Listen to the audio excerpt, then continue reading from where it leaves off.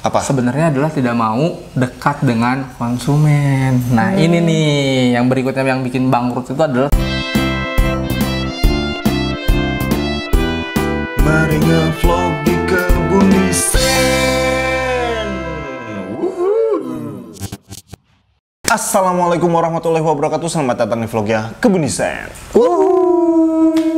Oke, seperti biasa kali ini kita mau ngasih tip ataupun informasi bisnis yang tentu aja ini bisa berguna buat teman-teman yang sedang berbisnis ataupun baru mau memulai bisnis. Ya, sebelumnya aku mau kasih tahu dulu nih, ini channel apa sih? Ini adalah channel edukasi bisnis, marketing, dan dunia desain grafis. Ya. Dan channel ini merupakan bagian dari studio desain grafis Kebunisen yang menjual berbagai jasa seperti jasa desain logo, desain kemasan, desain sosial media, dan juga jasa-jasa legalitas. Iya, jadi buat teman-teman yang pengen order desain logo, desain kemasan, desain apapun buat bisnisnya sampai daftar-daftar legalitas buat bisnis, itu bisa klik deskripsi yang ada di bawah ya. Itu ada nomor WhatsApp kita, tinggal dihubungi aja. Siap. Oke nih Dek, ada tips ataupun informasi apa yang bisa kita share kali ini? Di video sebelumnya kita sempat bahas tentang JDID yang bangkrut. Oke. Nah, ini jadi pembahasan yang seru nih, makanya aku bikin tips ini nih ya. Ini menurut pengalamanku sih, dan juga menurut pengalaman klien-klien yang lain yang sering konsul pada saat bikin logo ya. Iya, pebisnis-pebisnis yang lain juga ya. Iya, betul sekali. Jadi, kenapa sih bisnis itu bisa bangkrut gitu? Kenapa tuh ya? Nah, kita akan bahas satu persatu di video ini.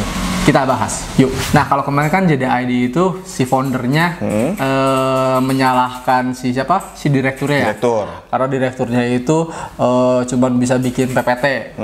Katanya seperti itu ya di beberapa media. Nah, jadi terkait dengan tips pertama ini, jangan sampai salah memilih orang untuk ditempatkan di suatu jabatan. Khawatir seperti JDID tadi. Contoh simpelnya seperti ini sih. Jangan pernah nyimpen orang HRD untuk merekrut orang yang basicnya dia bukan ahli di bidang HRD.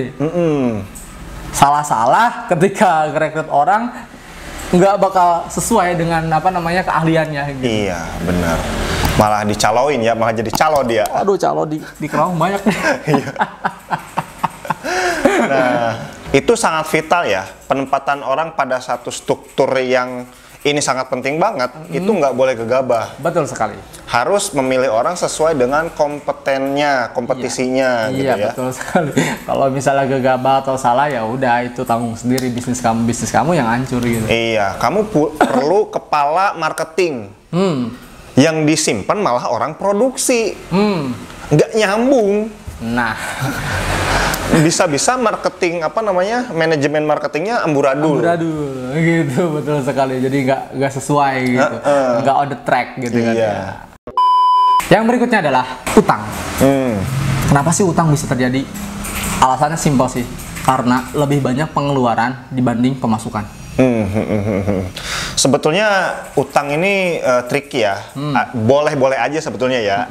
Cuman yang jadi masalah adalah tadi kalau misalkan pengeluaran kita lebih besar daripada pemasukan sehingga utang tidak tertutup. Ini bahaya gitu. Jadi ayo aja operasionalnya membengkak, sedangkan pendapatan nggak seberapa. Akhirnya kamu untuk menutup operasional tersebut harus ngutang gitu. Iya. Sedangkan pendapatan masih belum cukup, gimana nih nutup utangnya? Iya. Yang ada ngutang terus. Iya. Kadang kan sederhananya kita itu ngutang karena perlu modal ya. Misalkan produksi kita setiap hari ini baru 100.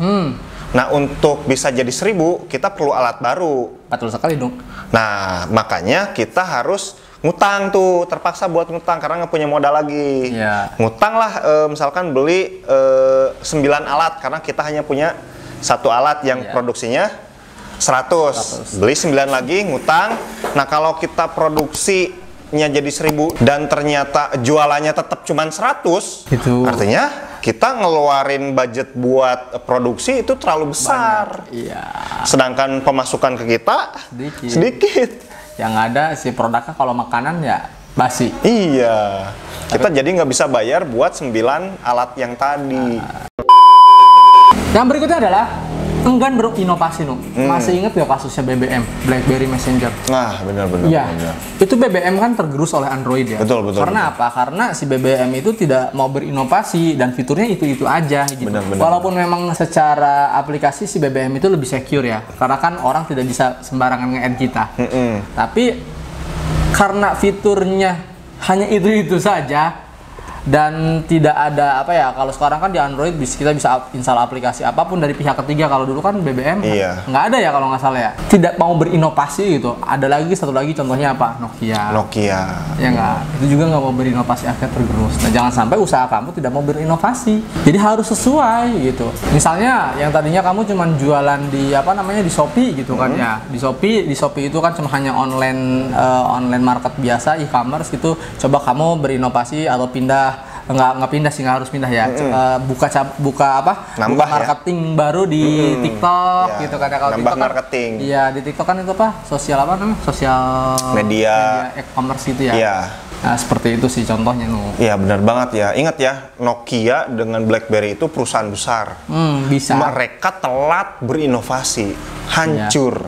Iya. Nah, kita yang UMKM justru harus peka dengan inovasi gitu ya. Nah, kaitannya dengan tips yang tadi, enggan berinovasi. Alasan enggan berinovasi apa sih sebenarnya? Sebenarnya adalah tidak mau dekat dengan konsumen. Nah, ini nih yang berikutnya yang bikin bangkrut itu adalah tidak mau dekat dengan konsumen. Jadi kita hanya fokus membuat produk, inovasi produk, tapi nggak tahu apakah inovasi produk itu atau perubahan produk itu berguna nggak untuk konsumen. Jadi jangan salah ya, enggan berinovasi itu ya harus berinovasi, tapi inovasi pun harus sesuai dengan kebutuhan konsumen. Iya. Maksudnya gitu loh. Benar. Kayak motor ya, kan sekarang bagasinya makin lebar-lebar. Dulu kan bagasi itu kecil, cuman muat ya sarung tangan, kacamata gitu ya. Itu aja lah ya, sama toolkit kecil gitu. Terus berinovasi kebutuhan masyarakat, jas hujan. Mulai masuk tuh ya, mulai bisa masuk. Terus udah jas hujan, mulailah helm. Bagasinya makin gede ya. Karena kebutuhan masyarakat makin banyak gitu. Misalkan ada pencurian helm di tempat parkir misalkan ya. Masyarakat pengen aman gitu, pengen helmnya aman. Dibuatlah berinovasi tuh pabrik-pabrik motor, bagasinya gede. Itu kan makin memberikan inovasi yang sesuai kebutuhan masyarakat gitu. Iya, betul. Yang berikutnya adalah terkait dengan perubahan kebijakan pemerintah. Nah, memang sih kita yang namanya bisnis harus ikutin kebijakan pemerintah gitu ya. Kalau ini masih memang tidak bisa kita handle ya. Iya, tapi kita harus wajib ikut kebijakan pemerintah. Katakanlah misalnya nih ya, kita belum tahu juga sih. Misalnya tahun 2050 Misal tahun 2050 semua mobil wajib mobil listrik.